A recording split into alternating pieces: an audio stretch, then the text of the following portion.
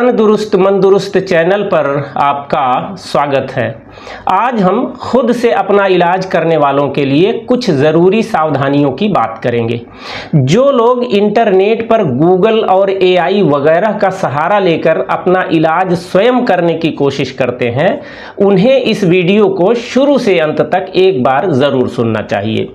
आपने कुछ समय पहले यह खबर पढ़ी ही होगी कि कैसे एक महिला ने चैट जीपीटी से सलाह ले लेकर दवाएं खाईं और हालत ऐसी हुई कि मरणासन्न अवस्था में अस्पताल ले जाना पड़ा। वह तो खैर एक खबर है, पर मैं एक मरीज की सच्ची कहानी आपको सुनाता हूं। इससे आप समझ पाएंगे कि खुद से कोई दवा चुनते समय हमें क्या सावधानियां रखनी चाहिए। प्रसंगवश इस चर्चा में बुखार, दस्त, मांसपेशियों के कमजोर पड़ने की स्थिति के लिए एक अच्छे होम्योपैथी नुस्खे की भी जानकारी आप सुनेंगे। असल में लगभग 70 साल के एक बुजुर्ग का इलाज करने के लिए मेरे पास संपर्क किया गया। उन बुजुर्ग के हाथ पांव अकारण हिलते रहते थे, बेहद सुस्त रहने लगे थे और कभी कभार चक्कर आने जैसा लगता था। बताया गया कि ऐसा महीने डेढ़ महीने से हो रहा है, पहले नहीं था। मैंने उनके लक्षणों को बारीकी से पूछना शुरू किया और अब तक चली विभिन्न पैथियों की दवाओं के बारे में भी पूछा। बताया गया कि हाथ पांव हिलने की बीमारी से पहले कुछ और चीजों के लिए उन्होंने होम्योपैथी की एक दवा जेल्सीमियम कुछ समय से लेनी शुरू की थी, पर अब यह नई समस्या आई तो परामर्श के लिए मेरे पास आए हैं। यह सुनते ही मेरा दिमाग गनगनाया। मैंने उस डॉक्टर के बारे में पूछा जिसने जेल्सीमियम दी थी।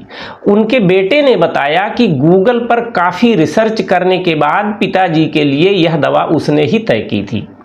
बेटे को लगा था कि इस दवा से पिताजी को काफी फायदा हो जाएगा, पर ऐसा कुछ अभी तक हुआ नहीं। असली समस्या यही है कि होम्योपैथी के मूल सिद्धांत को लोग जानते नहीं और एलोपैथी के तरीके से बीमारी के नाम पर होम्योपैथी की कोई दवा कहीं किसी से सुनकर या गूगल वगैरह पर देखकर लेने लगते हैं, तो कई बार फायदा होने के बजाय लेने के देने पड़ जाते हैं। लोगों को एक भ्रम यह भी है कि होम्योपैथी दवा कोई नुकसान नहीं करती, तो इसे लेने में कोई परेशानी भी भला क्या होगी। यहाँ यह बात आपको याद दिला दूं कि होम्योपैथी दवा के साइड इफेक्ट सचमुच नहीं होते, पर आप गलत दवा लंबे समय तक यूं ही लेते रहेंगे तो कुछ समय बाद दवा अपने आप को प्रकट करना शुरू करती है। इसे ही हम प्रूविंग कहते हैं। याद रखिए कि होम्योपैथी दवाओं का परीक्षण चूहों, खरगोशों या जानवरों पर नहीं बल्कि सीधे मनुष्यों पर की जाती है। खतरा उठाने की हिम्मत हो तो आप स्वयं पर प्रयोग करके देख सकते हैं। यदि आपको कोई बीमारी नहीं है, फिर भी कोई होम्योपैथी दवा आप लगातार लंबे समय तक लेते रहें, तो कुछ समय बाद आपके शरीर में उस तरह के लक्षण दिखाई देने लगेंगे जिन लक्षणों को ठीक करने के लिए वह दवा बनाई गई है। यह संकेत है कि आप गलत दवा ले रहे हैं, इसे तुरंत रोकिए। लेकिन आपने ध्यान नहीं दिया और दवा लेते रहे तो हो सकता है कि आपके लक्षण इतने स्थायी हो जाएं कि बड़े से बड़े अस्पताल भी ठीक न कर पाएं। होम्योपैथी के शुरुआती दौर में जब लोग जान जोखिम में डालकर नई नई दवाओं का अपने ऊपर प्रोबिंग करते थे, तो कई लोगों के साथ ऐसा हुआ कि उनके शरीर पर प्रकट हुए कुछ लक्षण जीवन भर उनके साथ रहे। निष्कर्ष यह है कि आप डॉक्टर की देखरेख में दवा लें या होम्योपैथी की बुनियादी समझ बना लेने के बाद ही खुद से दवा का चुनाव करें। मेरा मानना है कि हर गांव में एक दो लोगों को होम्योपैथी और जड़ी बूटियों की अच्छी समझ रखनी चाहिए।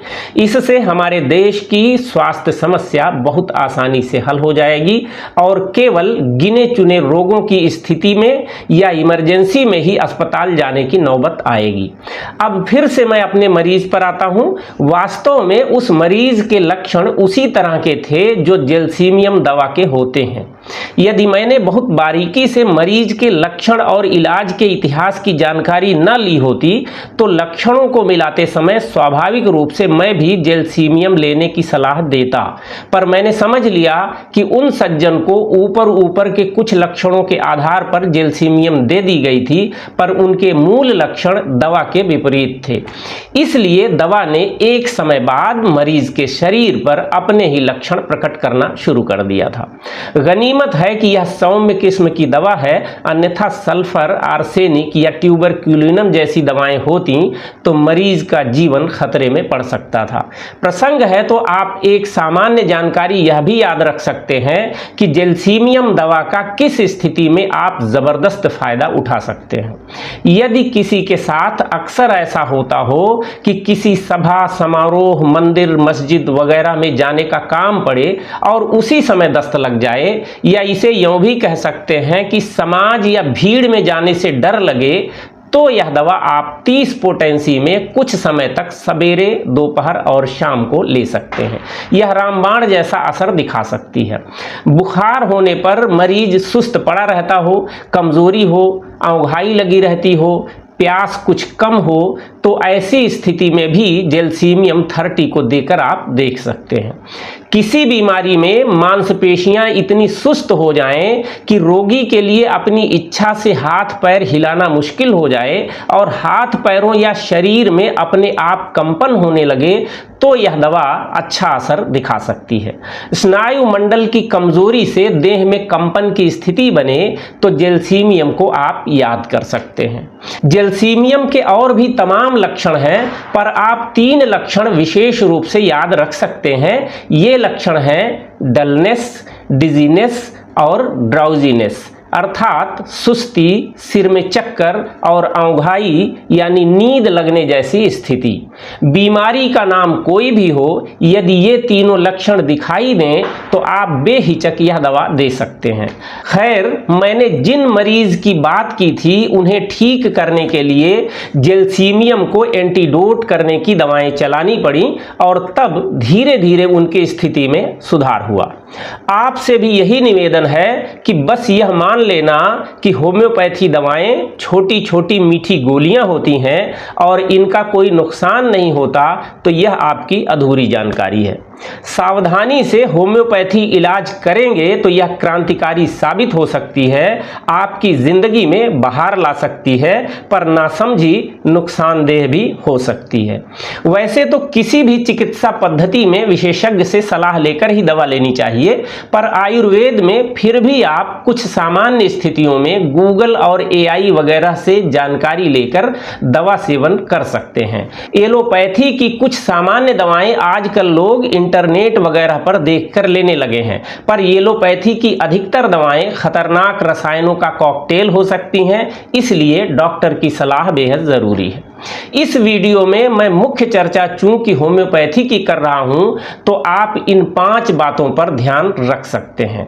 पहली बात कि गूगल या एआई आपके लक्षणों को सतही स्तर पर मिलाकर दवा सुझा सकता है, जबकि होम्योपैथी में दवा चुनना बहुत सूक्ष्म निरीक्षण की मांग करता है, जैसे कि मरीज की प्रकृति, आदतों, मानसिक स्थिति, समय, तकलीफ के बढ़ने घटने की प्रवृत्ति आदि पर ध्यान देना पड़ता है। गलत पहचान से दवा भी गलत हो सकती है। दूसरी बात कि homeopathy one size fits all पद्धति नहीं है। एक ही बीमारी में अलग अलग व्यक्तियों के लिए अलग अलग दवा की जरूरत हो सकती है। ऑनलाइन माध्यम से सामान्य सुझाव व्यक्ति की विशिष्ट स्थिति को नजरअंदाज कर सकता है। तीसरी बात कि यदि कोई गंभीर रोग है और केवल इंटरनेट से दवा लेकर इलाज करने की कोशिश की जाए तो ज्यादा संभावना है कि असली बीमारी का पता बहुत देर से चले। चौथी बात यह है कि होम्योपैथी में सही दवा चुनना ही नहीं बल्कि उसकी शक्ति और खुराक का निर्धारण भी बहुत महत्वपूर्ण है।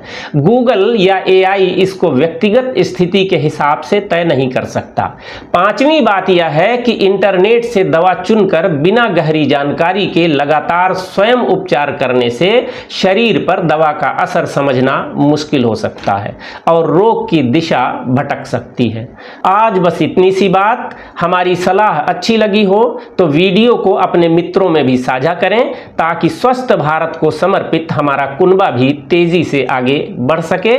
स्वस्थ रहें, मस्त रहें, अच्छे काम में व्यस्त रहें। बहुत बहुत धन्यवाद। वंदे मातरम। स्वस्थ भारत।